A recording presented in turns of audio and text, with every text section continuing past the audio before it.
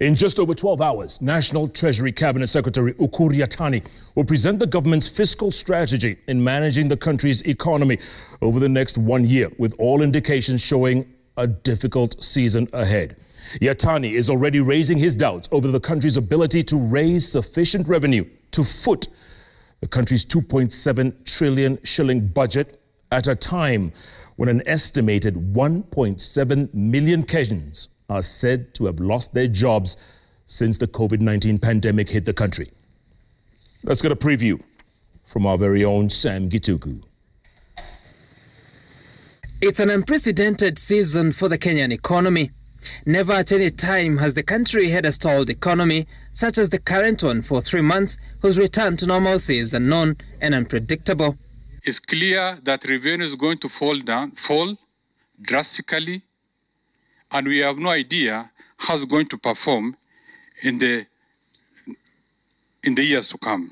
If you look at the state of the service sector, tourism, hotels, and all the sectors that have been contributing to the economy are actually doing badly.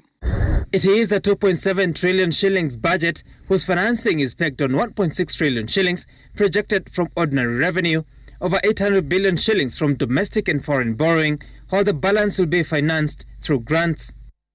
National Assembly's Budget and Appropriations Committee, in its report on the government's budget policy statement, expressed doubt that the government can raise targeted 1.5 trillion shillings in tax revenue at a time income tax rates have been reduced to cushion Kenyans from the effects of the coronavirus pandemic. Several sectors of the economy have been adversely affected. The income tax targets are likely to be missed following reduction in taxes under pay-as-you-earn, value-added tax and corporation tax. Due to the slowed business environment, the imports have drastically reduced, thus robbing the government import duty. The exports have similarly reduced, meaning less foreign exchange earnings.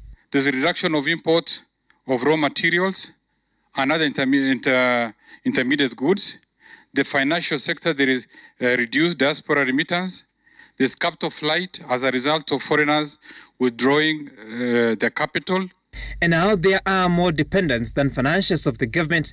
The Ministry of Labour estimates over 1.7 million job losses already, majority of them in the informal sector, some of whom now are drawing stipends from the government. 1,779,374 jobs are likely to be lost. However, the ones that we feel are those likely to require social protection are about 5.8%. A 53.7 billion shilling stimulus package has been factored in the budget. Some 2 billion shillings have been reserved for the hospitality industry. The financial sector has had a boost after the central bank reduced cash reserve ratio for banks, releasing 35 billion shillings back to the banks for lending. But the unpredictable nature of the coronavirus pandemic makes the next 1 year the hardest economic puzzle, even for sector players. Especially a business that has a lot of investments, it's very difficult to hold all those investments waiting for an uncertain announcement. I think we need to have some sort of roadmap that tells us this is where we are going. The money that has been dispensed by the government to give to the small medium entrepreneurs, we have the question of where are they dispensing it from?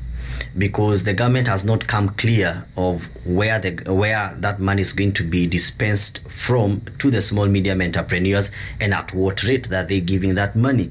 Because it's important to know that the cushion money that we are given by the government, is it a grant or we have to pay by, is it on equity that you have to pay back? Ambassador Ukur Yattani may have it all figured out on paper. When he takes to the dispatch box Thursday afternoon, he may strive to convince the nation of the government's grip of the economy. But the pandemic may prove the deal breaker as an economy heavy on debt stares at the uncertainty of reducing revenues and dying livelihoods. Sam Gituku, TV, Nairobi.